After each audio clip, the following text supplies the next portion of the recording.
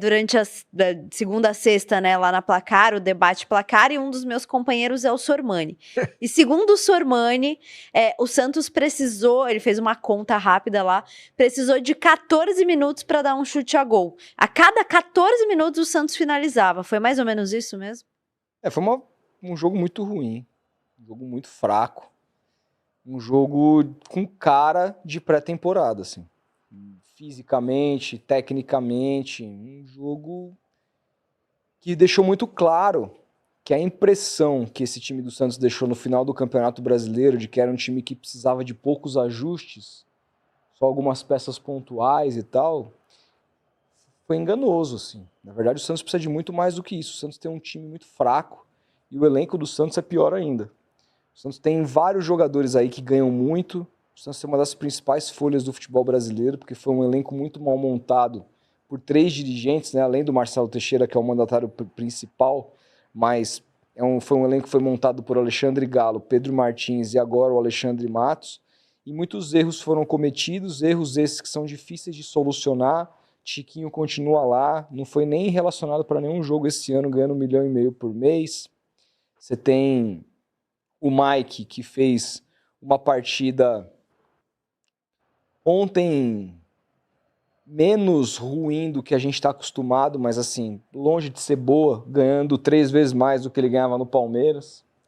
Você tem, por exemplo, o Bilal Brahimi, que o Alexandre Matos, depois do jogo do meio de semana, ao ser perguntado desse tema, chamou o repórter, o Wagner Frederico, de antiético, porque não se fala de salário de jogador, porque ninguém quer saber o salário do Wagner Frederico, como se o Santos não fosse um clube de interesse do torcedor. Né? Como se o sócio do Santos, que paga a sua conta, que vota no clube, não quisesse saber, não pudesse saber como que o dinheiro do clube está sendo empregado.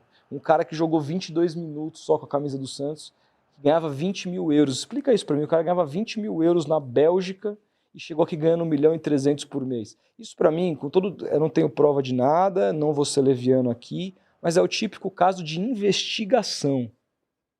Isso é para baixar o Ministério Público dentro do Santos e descobrir por que um cara que ganhava 20, 40 mil euros está ganhando 1,3 milhão no Santos para jogar 22 minutos. Cara que nunca fez nada na carreira.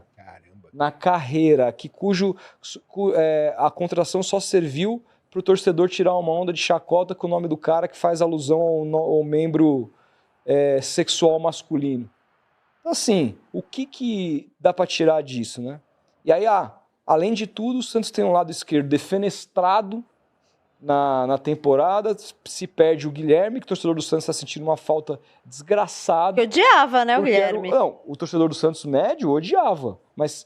Isa, isso eu tenho a tranquilidade de falar e repetir reiteradas vezes nesse mesmo programa aqui, o quantas vezes eu já defendi o Guilherme. Eu era um dos poucos, cara, na mídia que defendia o cara.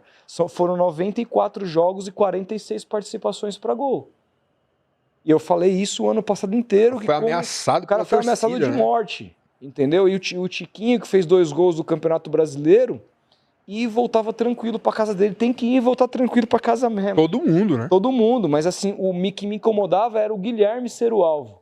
Pra mim, o melhor jogador da temporada, das últimas 2 temporadas com a camisa do Santos. 2024 e 2025, o melhor jogador do Santos. Em 2025 tivemos o Neymar desde janeiro. E o melhor jogador do Santos na temporada de 2025. Números, Guilherme. E não só números. O Brazão também. Né? O Brazão é um fenômeno. Que é o destaque. Eu falo o melhor jogador de linha, né? De linha. Porque o Brazão... E ele seria bem pior. O Brazão é um Deus. Oásis no meio do deserto. É impressionante o que é o Brazão vestindo a camisa do Santos. Se o Brazão tivesse feito 30% do que ele fez no Santos vestindo a camisa do Corinthians, hoje ele estava na seleção brasileira tranquilamente, facilmente. Né? O Santos não leva, a gente estava lembrando isso aqui, o Santos não leva um goleiro para a seleção desde o Sérgio, nos inícios dos anos 90.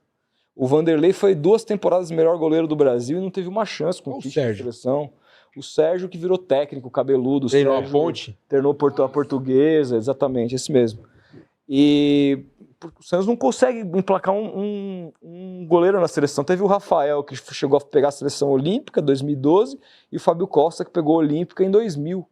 Só, seleção principal, o Santos não consegue Não sei por que não olham para o Santos na hora de falar de goleiro. Mas isso é um outro caso. O fato é que a situação é feia. O Santos está mostrando que falta muita coisa. A diretoria parece que começou a se mexer. E o que me chamou a atenção é a mudança de discurso, né? Porque o Alexandre Matos dá uma entrevista no começo do jogo para a TNT. Ele explica a situação do Loyola, do porquê que o Santos não conseguiu arrematar a contratação do volante argentino. O Santos chegou a fazer uma proposta de 6 milhões de euros, que é muito acima do que o Santos poderia pagar. Uma loucura. E ele acabou indo para o Pisa, da Itália, está próximo a cair. Agora tomou 6 da Inter de Milão esse final de semana, por 7 milhões de euros. Ele faz uma explicação que não convence absolutamente em nada. O torcedor, até me aprofundei um pouco a mais no meu vídeo de hoje lá no meu canal sobre isso. Mas o que me chamou a atenção foi a mudança de discurso ao ser perguntado sobre reforços. Perguntado sobre o Michael, ele fala, se couber no nosso bolso a gente vai contratar. Estamos pensando muito na questão financeira, em não fazer loucuras, em deixar o Santos saudável financeiramente, porque estamos num processo de reconstrução.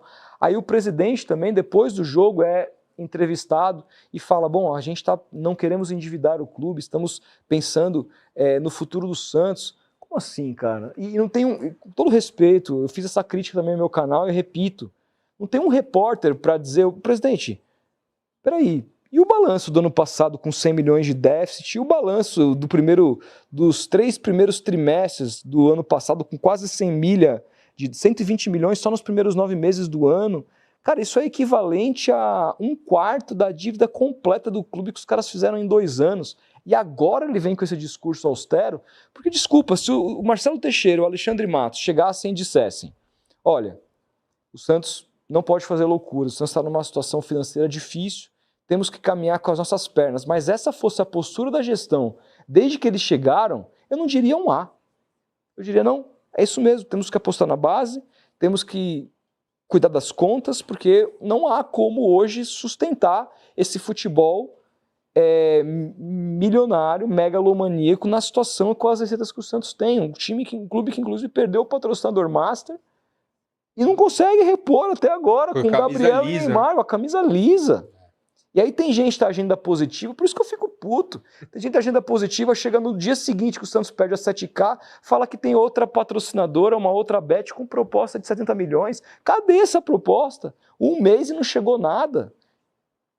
Brasileirão começando. Brasileirão começando, o Neymar para voltar e não tem uma marca Como é que esse clube quer fazer contratação?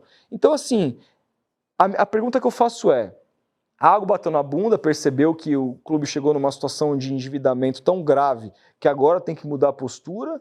Ou esse discurso apenas mascara e joga para a torcida a incompetência da diretoria de não ter contratado jogadores para substituir o Souza, que foi vendido, e o Guilherme ponta esquerda, que foi negociado? A boa notícia do jogo de ontem fica por conta do Miguelito, né?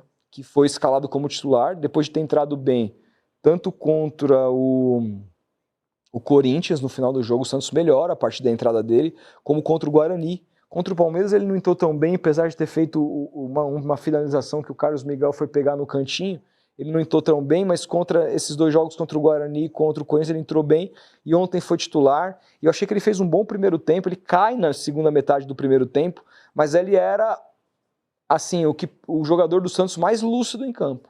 E é a prova, muitas vezes, e é uma meia-culpa que eu faço até, porque o torcedor do Santos está muito acostumado com todos os seus momentos de glória ter sido salvo pela base. E às vezes a gente apressa um pouco as coisas, aí o jogador joga 2, 3 jogos mal e daqui a pouco não presta mais, não serve mais. O Vinícius Lira, de maneira cretina, foi vaiado pela torcida na Vila Belmiro no jogo contra o Corinthians, no seu 2º jogo como titular. Onde está a torcida que apoia a base numa situação como essa, eu pergunto? Inclusive, no fim do jogo, a torcida vaiou também, né? O time. Vaiou o time e merecidamente. Vaiar o time coletivamente, não há nenhum problema. Agora o problema é quando você foca a sua crítica ao jogador da base, a um garoto que está no 2º jogo como profissional. Profissional não, mas o 2º jogo seguido jogando como titular desde que o ano começou.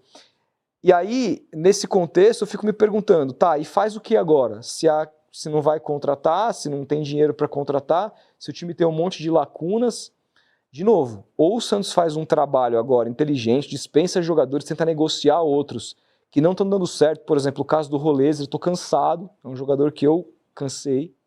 Ele entrou ontem, inacreditável, o Murilo tá de prova, uma coisa assim, sabe? Tá mal, cara, assim? Muito mal, enceradeira. Mais pra tocar E, cara, um cara que custou o que custou, tem mercado, é um cara que, assim, hoje o Santos pode tentar se livrar. Será que num time melhor ele não rende, não? Eu acho que é uma possibilidade do Santos fazer dinheiro e ter outro jogador que cumpra mais. Eu gosto dele, hein? Mas, enfim, é um jogador, entre todos os outros jogadores do Santos, jogadores que podem ser negociados e ter alguma ideia nova, porque esse time que tá aí se aplica a fala do Crespo, é 45 pontos e olhe lá. Vai brigar de novo. Vai brigar de novo. Se o Santos não contratar pesado, vai brigar de Mas novo. você acha que tem que contratar? Porque assim, por que eu tô te perguntando? Eu sinto que a torcida do Santos tá bem dividida. A gente tava falando da torcida do Palmeiras dividida. A do Santos também tá dividida em alguns pontos. Primeiro é a questão de contratar ou não, porque realmente o discurso mudou. Até ano passado o Santos gastava e ainda paga uma bela grana para muitos jogadores, né? Mas o Santos tá endividado. E aí, tem que fazer a política de segurar as contas ou... Se inspira no Corinthians. Eu acho que existe um meio do caminho aí, porque a gente, quando fala contratar, a gente logo imagina que é gastar. Mas não necessariamente. Você pode ser. Você pode ser. Inclusive, o Santos contratou hoje, saiu no Diário do Peixe, um novo analista de mercado. De repente, esse cara vem com outro olhar para, de repente, mostrar jogadores que não estão no radar, que não são caros, para resolver o problema. O problema é pagar o passe, né? Se você fizer uma política como o Corinthians fez, de trazer jogador que você só paga o salário, ou dilui as luvas, você consegue. O Michael... Você vai encontrar jogadores com uma idade um pouco mais elevada, mas... O Rony vem nesse quesito, não? Ou não. O Rony, o nome está sendo cogitado de novo, tal. Eu não sei direito. Era no Corinthians que estava sendo? Então. Também. O Rony sempre viveu essas novelas. Mas o staff assim, dele é meio complicado. O meu ponto tem várias questões aqui que a gente precisa separar, porque senão vai estender demais. E dá para falar do Rony, mas assim, eu teria uma política austera, mas entendendo que eu preciso mudar muita coisa. E eu começaria a olhar para jogadores de um perfil. E eu não falo jogadores de idade avançada, porque esse já é um problema do Santos. O problema do Santos é esse, um time envelhecido, meio campo do Santos. Tem bons jogadores, mas... Jogadores que já estão na curva. Potência física já... E aí, assim, você precisa de jogadores à plenitude física. Como que o Mirassol montou o time dele do Campeonato Brasileiro? Falei isso aqui. Ele foi buscar jogadores aonde? Eu sei que jogar no Mirassol e jogar no Santos são coisas completamente diferentes. Até porque tem vários jogadores que deram certo no Mirassol, como o Carlos Eduardo, que não jogou bem em time grande. Eles jogaram o próprio Reinaldo, que já estava numa curva bem descendente Exato. Agora, se destacou. Tem uma coisa. O Santos já contratou vários jogadores que eram absolutamente desconhecidos e que se tornaram ídolos. Quem conhecia o Elano? Quem conhecia o Renatinho? Danilo. Quem conhecia o Danilo? Quem conhecia o Alexandre? Quem conhecia... Bom, o Durval todo mundo conhecia, mas era um cara que não tinha apelo, veio lá do esporte, foi 8 vezes campeão pernambucano e ninguém nunca quis contratar e foi campeão de tudo com a camisa do Santos, era um jogador que não era caro, sabe? O próprio Marquinhos estava embaixo, estava no Avaí, o Santos foi lá, buscou. O André da base, né? Ainda da base. Foi formado pelo Santos. Mas assim, o Santos já fez muito essa política de trazer jogadores, às vezes jogadores em baixa que estão em outros clubes, faz um rolo. O Santos conseguiu o Arouca assim, mandou o Rodrigo Souto pro São Paulo, pegou o Arouca, o cara virou ídolo. Então assim, o Santos precisa olhar o mercado, esquecer que o mercado... Porque parece que depois que abriu a janela da América do Sul e a gente entendeu que a gente tem mais poderio financeiro que os times de lá, parece que acabou a Série B, que acabou o estadual. Peraí, não tem ninguém no Primavera que jogaria no Santos, tem uma campanha melhor que o Santos. Não tem ninguém no Novo Horizontino, que é líder do Campeonato Paulista. A Portuguesa tem um lateral esquerdo bom aí, cara. Vi 2 jogos da Portuguesa. Não tem ninguém na Portuguesa que poderia jogar no Santos. É muita arrogância achar que não tem ninguém nesses times que poderia jogar no Santos. Esse tipo de coisa que você tá cobrando não vai combinar com um cara que tem o poder, que é o Matos, cara. Então, e é um cara que só contrata jogadores que ele conhece, que já trabalharam com ele. O Matos me parece que tá meio preguiçoso, cara. Porque no Palmeiras, quando ele contrata bem os jogadores, Tudo bem que tinha o dinheiro lá, né, pra trazer, é mais fácil. Mas ele era mais criativo, velho. Ele era mais criativo. Ele trouxe o Veiga do Coritiba, cara. Trouxe o Zé Rafael do Bahia. O Veiga era uma contratação, era um cara que tava se destacando no Curitiba. Era Sim, um cara que a gente tava vendo jogar. Entendeu? O Rider Matos. Entendeu? Isso aí foi horroroso. Hoje, se o Veiga jogasse hoje no Curitiba, o Santos não teria condições de trazer o Veiga do Curitiba. O Santos tem que buscar... Aliás, será que o Coritiba não tem jogadores bons? Tem, mas o Curitiba hoje é uma SAF. É isso que eu ia falar. O Curitiba hoje é uma SAF. Vai tirar o cara do Curitiba hoje? Não vai, cara. Hoje você vai tirar o cara do Novo Horizontino. Você vai tirar o cara... Talhari lá do Juventude. Entendeu? O Talhari é bola também. Você tem que ir nesses times, cara. Entendeu? E para isso, você precisa de profissionais que conheçam essas divisões. E hoje me parece que o mercado, a análise de mercado está muito voltada para o que está lá fora, no exterior. É sempre gringo. Nada contra gringo. Mas, caramba, a gente perdeu a capacidade de contratar jogadores de Série B. Achar um Paulinho no Bragantino, né? Enfim, um Ralf. E sobre o Rony, eu não sei o que está rolando na negociação, confesso que não estou por dentro. Se fala muito do Michael. O próprio Marcelo Teixeira falou ontem do Michael. O Michael tem ele pediu aquela típica contratação que o Flamengo diluiu as luvas dele em tempo de contrato. E ele quer rescindir com o Flamengo, já acertou o salário com o Santos, mas ele quer que o Flamengo pague essas luvas. O Flamengo falou, não, se você rescindir, eu não vou pagar nada. Ou você fica aqui, ou você... E o Flamengo está numa situação de poder barganhar, porque tem dinheiro. Então vamos ver como que vai se resolver. Se o Santos vai assumir essa luva ou se o Michael vai abrir mão. Eu acho que é uma dessas duas coisas, porque o Flamengo não vai abrir mão. O Michael, para mim, é um jogador interessante, tem um contra um, mas muito me preocupa um time que tenha Gabriel, Neymar e Michael, que são jogadores que não marcam ninguém. Mas o Santos tem um contra um 2 meninos lá, o Robinho e o Matheus, cara. Será que precisa mesmo do Michael? Então, cara, a minha opinião sobre esses dois jogadores. O Matheus entrou ontem bem. Entrou ontem bem, partindo para cima, com personalidade, foi agora artilheiro do Santos na Copinha. Ele parece até mais pronto que o Robinho. Pelo menos fisicamente, mas o Robinho é muito franzino. Mas no mundo ideal, cara, nenhum desses dois jogadores estaria no profissional ainda. Se você for ver o Alan do Palmeiras, subiu com 20, cara. O jogador do Santos que subiu pronto, que eu elogiei muito temporada passada, foi o Bom Tempo, subiu com 20. Jogador para subir com essa idade, 17, 18 anos, ele precisa ser o Estevão, velho. Precisa ser o Hendrick, e eles não são. E aí, como eles não são, eles vão oscilar demais. Por questão de técnica mesmo. John, pô, e aí, o que vai acontecer? Eles vão ser queimados. Então, no meu mundo ideal, eu sei que o torcedor é contrário a essa opinião e tudo mais, e eu também prefiro que se escale o Matheus do que o Lautaro, porque é uma pena que o Lautaro seja alternativa hoje para o time. Mas no mundo ideal, o Santos teria jogadores melhores e esses meninos estariam na base, fazendo mais uma copinha no que vem, fazendo um ano todo na base, se preparando para chegar mais pronto no profissional. Acho que são jogadores com muito potencial, mas não eram jogadores para agora, não são jogadores fora da curva. Então eu acho que tem necessidade de contratar. E para encerrar o Rony, assim, o Rony é um tipo de jogador que eu acho que teria a vida, combina muito mais com o Corinthians do que com o Santos. No Corinthians acho que tem potencial de virar ídolo, porque eu acho que é um Romero melhorado. Eu acho que é um cara que, sim, pra mim, melhorado. Não, ele é melhor que o... Ele é melhor. Não, você pegar... não, cara, pô, artilheiro do Palmeiras na história da Libertadores, cara. Não, cara. O jogador campeão. Não acho também. Eu também não acho, cara. Você acha o Romero é mais técnico? A partir técnico. do momento que você coloca o Rony pra criar alguma coisa, Acabou. não sai nada. Exato. O Rony foi bem no Palmeiras quando? Quando ele jogou de 9. Ele precisava dar um toque na bola. Mas tudo bem. No Corinthians ele vai jogar. Ele foi convocado pra seleção, gente. Vocês se lembram? O Romero, Mas aí é Ramon Menezes, 2016, ele tava bem, pô. Não, tudo bem. Mas Rony no Corinthians ou no Santos não pode jogar na ponta, velho. Tem que jogar na centroavance.